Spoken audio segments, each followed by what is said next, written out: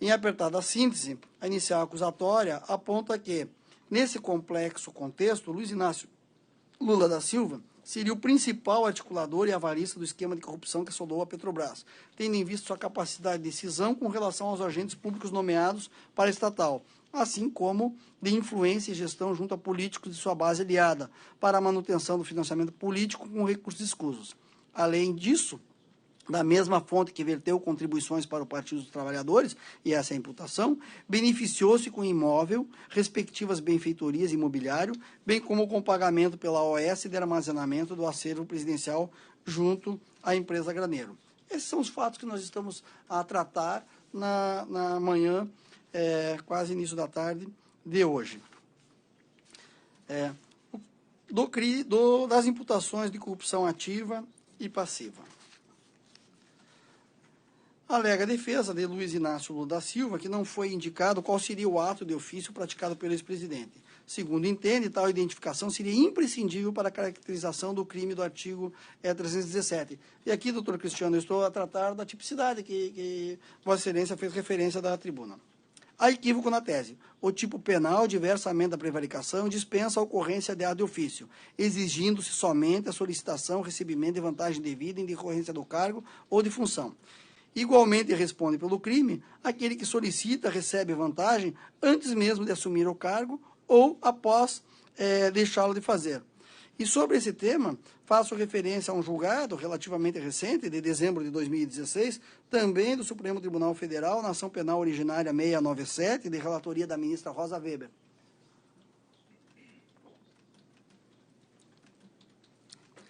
Transcrevo um trecho na parte mais pertinente e digo: disse Sua Excelência, por outro lado, desimportante à corrupção passiva que a vantagem devida seja contrapartida da prática de um ato funcional ilícito ou lícito. O ato de ofício, aliás, e a rigor, não é elementar do crime de corrupção passiva, apenas causa de aumento. Artigo 317, parágrafo 1º, conforme fundamentarei adiante. Por ocasião da ação penal 470, embora tenha havido algumas divergências por parte de alguns ministros, o ministro Luiz Fux declarou: se o ato de ofício vendido foi praticado, pouco importa. O crime de corrupção consuma-se com o mero tráfico da coisa pública. Isso é mais evidente, digo eu, em face da natureza de algumas funções, quando os atos têm características eminentemente políticas, especialmente quando praticado por detentores de cargos eletivos dos poderes legislativo ou executivo. Na ação penal 470 também, o ministro relator, Joaquim Barbosa, consignou que o ato de ofício deve ser representado no sentido comum, como os representam os leigos, e não em sentido técnico-jurídico, concluindo assim, citando um precedente também do Supremo Tribunal Federal, mais antigo, evidentemente, da lavra do ministro Imauro Galvão, dizendo: Sua Excelência, basta para os tipos penais dos artigos 317 e 333 do Código Penal que o ato subornado caiba no âmbito dos poderes de fato inerentes ao exercício do cargo do agente. Também o ministro Dias Toffoli, inclusive revendo a sua posição, dizendo que esta é a posição dominante do Supremo Tribunal Federal, adota a mesma solução e faz referência.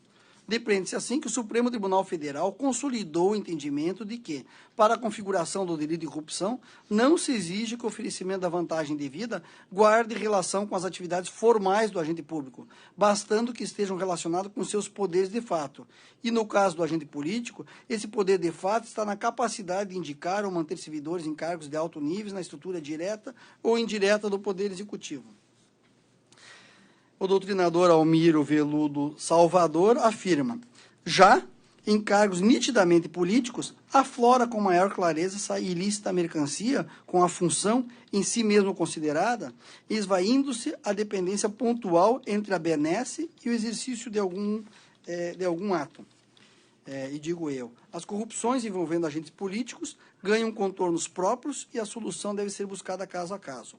Não há como definir, portanto, uma fórmula de ouro aplicável a todo e qualquer processo, pois a atividade política transborda muitas vezes os estritos limites do cargo, inclusive temporais, podendo interferir nos mais variados órgãos da administração pública, direta ou indireta. No caso, a corrupção passiva perpetrada pelo réu difere do padrão dos processos já julgados relacionados à Operação Lava Jato em relação aos servidores da Petrobras. Não se exige a demonstração de participação ativa do Luiz Inácio Lula da Silva em cada um dos contratos. O réu, em verdade, era o garantidor de um esquema maior que tinha por finalidade incrementar de modo subrepetício o financiamento de partidos, pelo que agia nos bastidores para a nomeação e manutenção de agentes públicos em cargos chaves para a organização criminosa. Transcrevo ainda, em relação a essa questão da atuação política e da forma como ela ocorre, o julgamento que nós fizemos em relação a outro agente político, o deputado André Vargas, e faço remissão a uma passagem no voto, na sessão, da quarta sessão, do desembargador Márcio Rocha, que diz: todas as hipóteses de migração de valores à autoridade em formas inapropriadas ou fraudulentas, evidentemente que está falando do outro processo, mesmo que baseadas em simples contatos profissionais e funcionais do deputado, em jantares, ligações telefônicas, vê-se, foram feitas, não por André ser uma pessoa interessante e sem influência, mas em função de ser um deputado federal com elevado poder de articulação política. Esse me parece ser o contorno dos fatos. Os processos conexos, já julgados, permitem que se encaminhe a conclusão irrefutável, no sentido da existência de um cartel com o objetivo de fraudar licitações da estatal petrolífera. Menciono, seguindo a linha do que faz o desembargador Leandro Paulson, um por um dos 23 processos que já julgamos. E digo, os mais de 20 processos, com destaques para aqueles tombados sob número, me permitam a leitura, 50, 83, 376, 05, 2014, 404, 7000, relacionados à construtora OAS, permitem verificar o ambiente de corrupção sistêmica que se instaurou no seio da maior companhia brasileira, onde a influência política aliada à ambição e ganância de empresários, agentes de mercado paralelo de câmbio, lavadores profissionais de dinheiro, culminaram com desvios de elevada monta em prejuízo não apenas da estatal, mas também da sociedade. Naquele feito precedente, relacionado à empresa OAS, afora algumas divergências pontuais do colegiado, foi reconhecida, acima de dúvida razoável, a existência do conserto fraudulento nas obras das refinarias Nordeste Abreu e Lima, Ernest, e Presidente Getúlio Vargas, Repar. No caso, uma parte da acusação coincide com os fatos descritos naqueles autos, com a diferença de que aqui há correlação com as verbas que foram destinadas ao Partido dos Trabalhadores, diversamente do que havia no outro processo.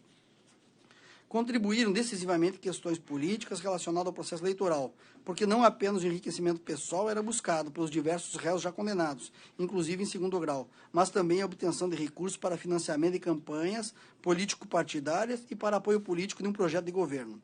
Isso é que foi possível aprender todos esses processos, onde restou demonstrado o financiamento de partidos e agentes políticos com recursos obtidos ilicitamente, recheando os cofres das agremiações partidárias com doações oficiais ou inoficiosas, violando o caráter republicano e democrático dos pleitos.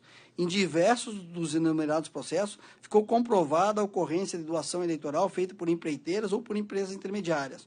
O fato acabou assumido por acusados que firmaram um termo de colaboração, a outros condenados que confessaram ter feito doações em favor dos partidos políticos, justificando suas condutas como sendo vítimas de concussão. Ainda há outros réus que restaram condenados em fase de doações ilícitas. O exame das diversas provas existentes deve ser compreendido dentro desse ambiente, inclusive no tocante aos atos administrativos praticados pelos servidores públicos.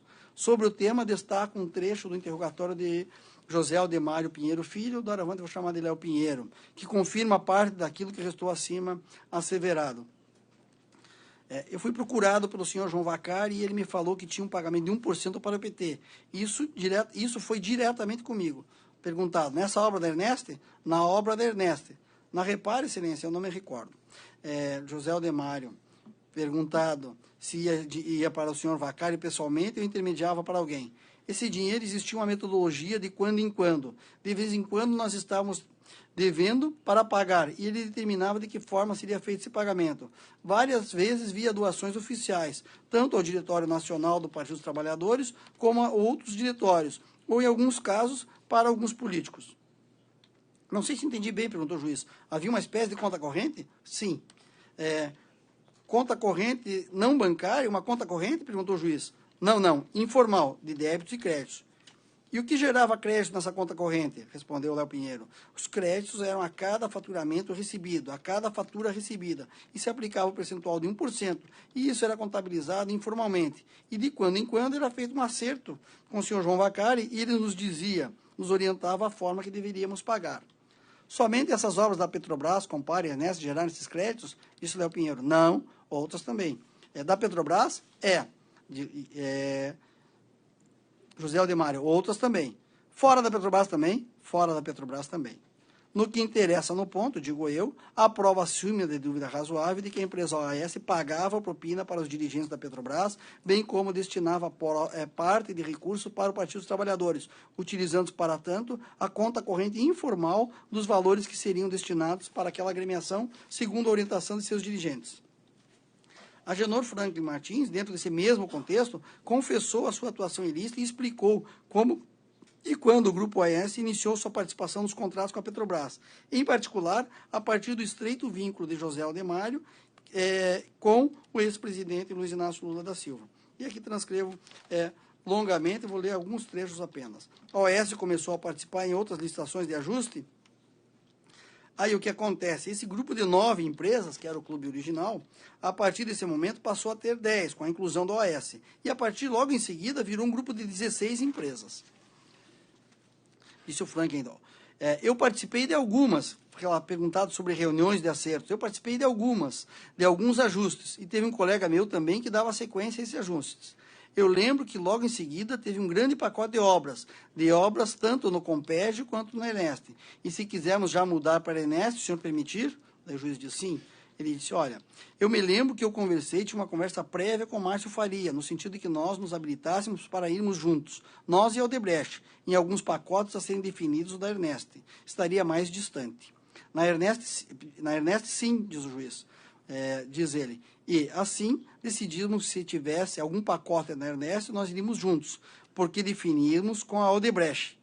Porque, na verdade, existia naquela oportunidade uma afinidade empresarial, até mesmo de pessoas também. A Agenor também confirmou o pagamento de propinas, dando coerência àquilo que foi afirmado por José Aldemário.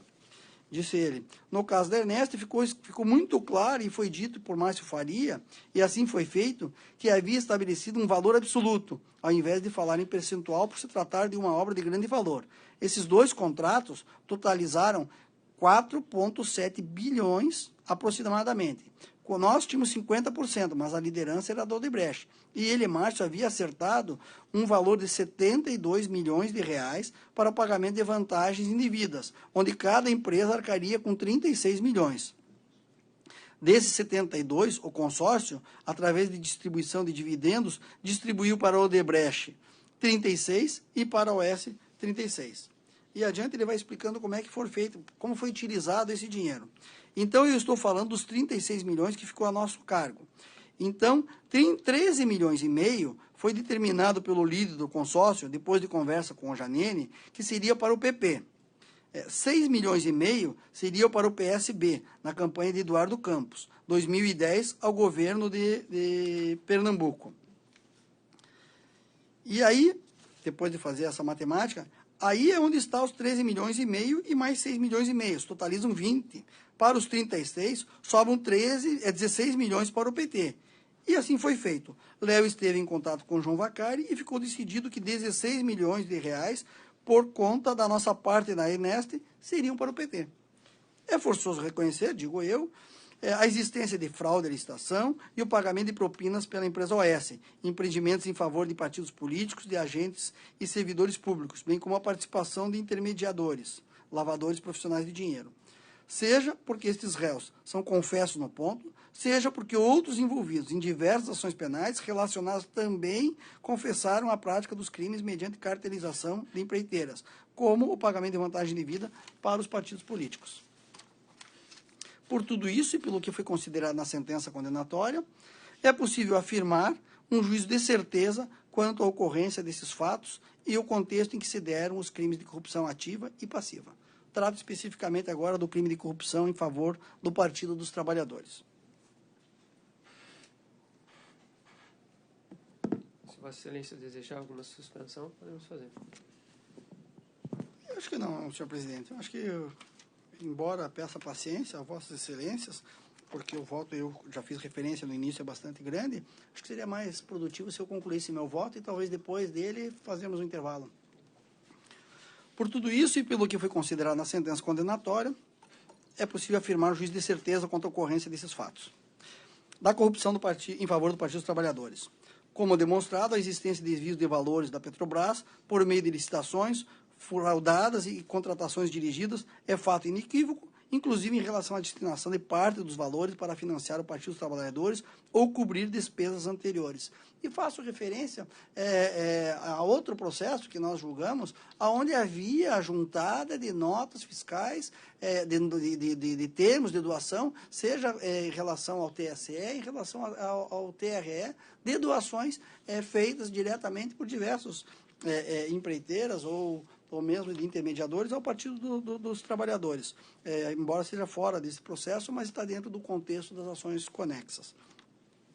A atuação do apelante Luiz Inácio Lula da Silva decorreu do amplo apoio que deu para o funcionamento desse sistema ilícito na captação de recursos, com a interferência direta na nomeação de dirigentes da estatal, os quais deveriam obter recursos em favor dos partidos aliados e, mais especificamente, aos partidos trabalhadores.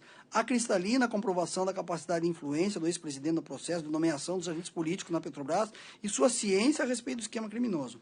Apesar de sua negativa com relação a isso, a clara delineação dos bastidores de indicação e os movimentos de agremiações partidárias na tarefa de manter pessoas de confiança que pudessem levar adiante o projeto de financiamento político. O tema foi muito bem abordado na sentença.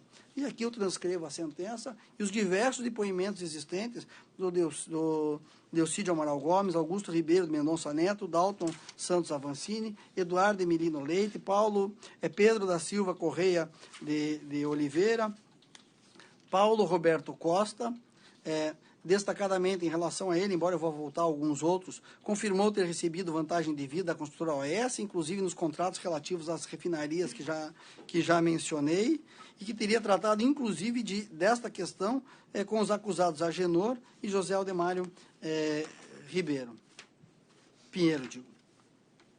Pedro Barusco também não só confirmou o recebimento de verbas, particularmente, mas também para Renato Duque, e confirmou, devolveu, quantia milionária de dinheiro que ocultava no exterior.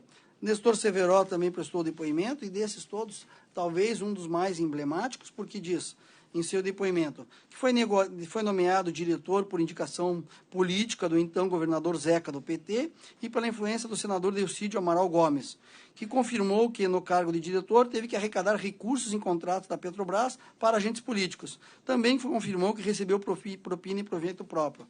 Afirmou que, por volta de 2006, por conta do enfraquecimento do PT, no escândalo do Mensalão, teve que passar a atender às necessidades do PMDB, do Senado. Na ocasião, ele foi informado que o então presidente Luiz Inácio tinha conhecimento e assentido com essa alteração. Posteriormente, perdeu esse cargo por influência do PMDB da Câmara. Até nós julgamos essa discussão, esses fatos vieram à tona também no julgamento do ex-deputado Eduardo Cunha. Assim, foi nomeado diretor da BR Distribuidora. Segundo informações que lhe foram repassadas, então, por José Eduardo Dutra, a sua saída do cargo de diretor da área internacional e sua nomeação como diretor da BR Distribuidora seriam de conhecimento do então presidente Lula. Recebeu informações de terceiros de que a nomeação para a BR Distribuidora teria ocorrido, pois o acusado teria logrado, no passado, resolver uma dívida eleitoral do PT com o Grupo Chaim, com a contratação para esta operar um navio sonda. Isso foi objeto, inclusive, de referência pelo Ministério Público e é objeto de outro processo penal. Alberto Youssef também prestou depoimento, também condenado, confirmou esses fatos, inclusive em relação a ambas as refinarias, Ernest e Repar, confirmou que utilizou as empresas de fachada MO Consultoria e a Rigidez para receber e repassar propina, inclusive isso é objeto de processo já julgado por essa turma. Fernando Falcão Soares também prestou depoimento, também celebrou acordo de colaboração homologado pelo Supremo.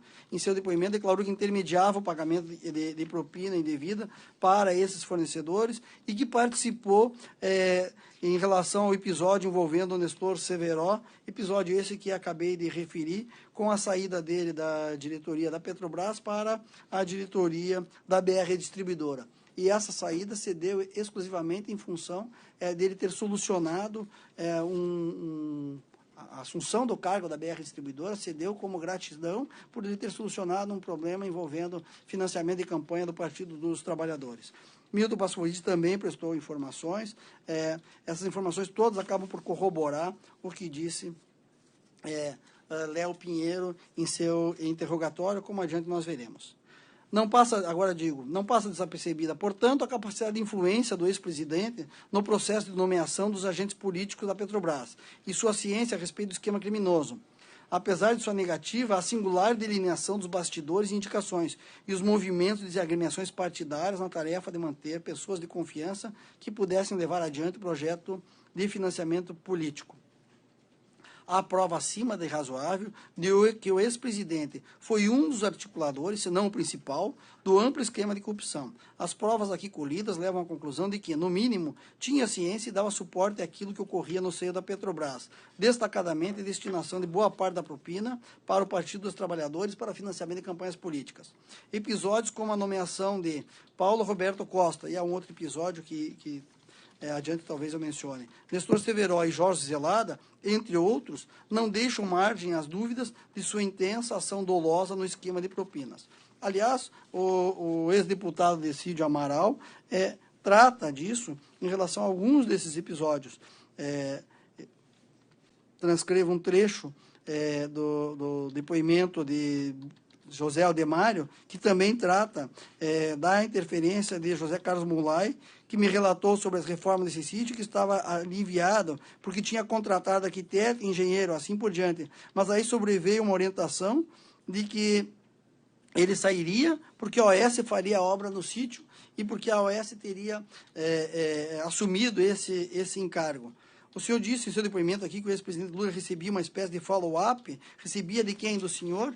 E aí ele diz, olha, eu não participava das reuniões, mas o meu depoimento é um depoimento político. Eu não tenho planilha, eu não tenho os fatos, eu tenho os fatos de alguém que foi líder do governo, que participava ativamente do dia a dia do Congresso, que conversava não só com a maioria dos partidos, mas conversava com os diretores, com a própria nomenclatura da Petrobras. Portanto, se não me contassem as conversas do Palácio do Planalto, eu sabia por outras vias sempre. E a Lava Jato está provando isso. Faço apenas uma digressão, obviamente, se tomado isoladamente, e é por isso que fiz as referências aos indícios, prova direta e indireta, se tomado isoladamente, cada um desses depoimentos podem parecer frágeis, mas tomados eles em conjunto e somados com outras provas que nós adiante veremos, é possível confirmar todas as assertivas que tenho feito até o presente momento. Pedro Correia também contextualizou os fatos e a participação do ex-presidente, disse, e no sistema ilícito de financiamento, relativamente ao episódio de nomeação de mais um diretor da Petrobras. E conseguimos emplacar o Paulo Roberto Costa. O José Dirceu, como eu disse, o ministro José Dirceu, resolvia os assuntos que tinham consenso nas indicações dos partidos aliados. Os dissensos, só quem resolvia era o presidente Lula. Então, nós chegamos na diretoria da Petrobras. Já tínhamos acertado com o José Dirceu que a indicação seria nossa e que nós íamos indicar Paulo Roberto Costa. E ele foi claro em dizer que já tinha esgotado todo o poder que ele tinha, que não tinha mais como ele nomear o Paulo Roberto Costa. E isso ficou definido para que o Lula, o presidente Lula, chegasse a uma conclusão nisso. E aí, essa coisa estava demorando 6 meses. Nós fizemos uma obstrução na pauta da Câmara. Nós do PP, PTB e PL, que hoje é o PR. Fizemos uma obstrução, porque nós também, os partidos, estávamos sendo cozinhados, como a gente diz, enrolados. Não saíam as nomeações e chegamos a obstruir uma pauta da Câmara de Deputados com 17 medidas provisórias, durante 3 meses. E a Câmara não funcionava enquanto não resolvesse a situação das nossas indicações.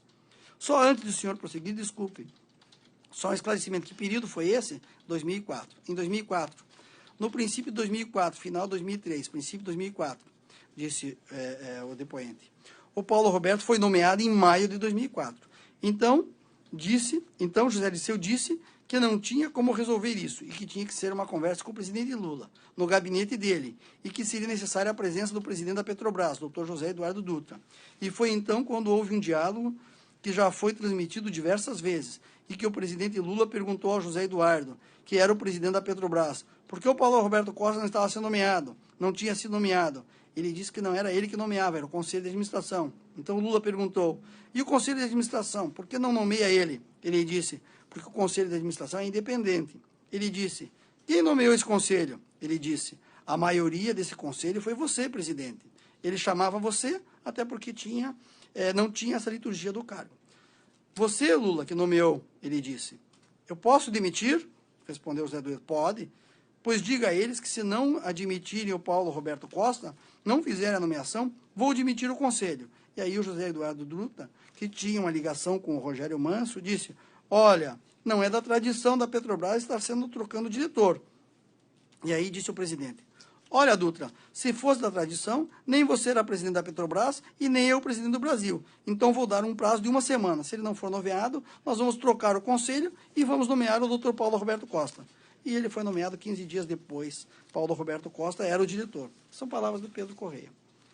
Ocorreu a nomeação 15 dias depois, e nós saímos de lá, já desobstruímos a pauta e as coisas começaram a tramitar. Isso é muito claro. Perguntado, qual era a pretensão, qual era o objetivo de nomeação de Paulo Roberto Costa na diretoria de abastecimento?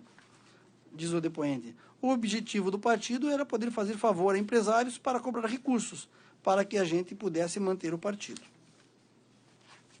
Paulo Roberto Costa, após confirmar a existência de propinas no contrato da Petrobras e a participação do AS, confessando inclusive que recebeu valores, esclareceu como ocorreu a sua nomeação para a diretoria. E esse esclarecimento dele vem em sintonia com o que disse o Pedro Correia. Nestor Severo também, depois, como testemunha colaboradora nesses autos, asseverou desconhecer que o então presidente Lula tivesse pedido propina, embora narrasse a sua intensa participação nos negócios estatal. Todavia, destaca o modo como se deu sua saída da diretoria da Petrobras e sua nomeação, na mesma data, para a BR Distribuidora. Diz ele. Então, a reunião do conselho se fazia de manhã na Petrobras, e os mesmos conselheiros, à tarde, faziam a reunião do conselho da BR. Então, de manhã, fui substituído pelo Dr. Jorge Zelada, na diretoria internacional, e à tarde fui nomeado diretor da BR Distribuidora. Diz ele. Pela manhã, eu fui comunicado pelo presidente Gabrielli que eu estaria sendo substituído, que tinha havido uma reunião no dia anterior. Essa reunião foi numa segunda-feira, essa reunião do conselho. Então, o Gabrielli me disse que tinha havido uma reunião em Brasília no domingo. Acho que foi no domingo, no sábado, no fim de semana. E que o presidente Lula tinha dito, não tem como, tem que substituir amanhã, o Nestor Severo vai ser substituído. Diz ainda o interrogado a testemunha colaboradora. Lula teria dito no relato do José, desculpe, do presidente Dutra, teria dito, abre aspas, bom, mas como é que fica o Nestor? Nessa época, a diretoria financeira da BR estava sem titular, que tinha havido a saída do diretor financeiro, que tinha entrado em choque com a Graça Foster, que era presidente da Petrobras, e tinha renunciado ao cargo, tinha saído da Petrobras, inclusive. Então, ficou alguns meses a posição vazia e o Dutra informou, olha, presidente, a diretoria financeira da BR está sem ocupante. O que o Lula teria dito? Bom, então se o Nestor estiver de acordo, amanhã o Conselho indica o Nestor para diretor financeiro da BR. Por isso que à tarde, logo pela manhã, o Gabrielli me comunicou que eu estava saindo da diretoria internacional e à tarde, para minha surpresa, o Dutra foi lá na minha sala. Minha secretária falou, o presidente Dutra quer falar com o senhor. E ele entrou na minha sala e falou assim, vamos embora. E eu falei assim, vamos embora para onde? Que história é essa? E ele falou, não, você vai para a BR, porque a BR é outro prédio. Na época era perto do Maracanã. Você vai, você foi nomeado, você não está sabendo? Diretor financeiro da BR. Eu falei, não, ninguém me falou nada. Não, ontem o Lula já acertou, você vai hoje à tarde e vai ser indicado. E efetivamente à tarde o Conselho confirmou meu nome como diretor financeiro. Perguntado se essa sua indicação para a BR Distribuidora teria alguma relação com o empréstimo, com a questão da sonda, a Vitória 10.000, que foi contratada pela Chain. Eu vou contextualizar. O que eu digo no meu depoimento é que eu tive informações que isso teria sido uma compensação, um agradecimento pelo fato em 2006, final de 2006 e início de 2007, eu ter conseguido liquidar através da contratação da Chain Óleo e Gás para a operadora do Vitória 10.000, da segunda sonda que a área internacional contratou. E havia uma dívida de campanha de 2006, do PT. Isso me foi pedido pelo Gabriele para que eu resolvesse esse problema, porque eu fui levar a Gabriele um problema que o Silas estava me pressionando para liquidar uma dívida do PMDB de 10 ou 15 milhões de reais da campanha de 2006.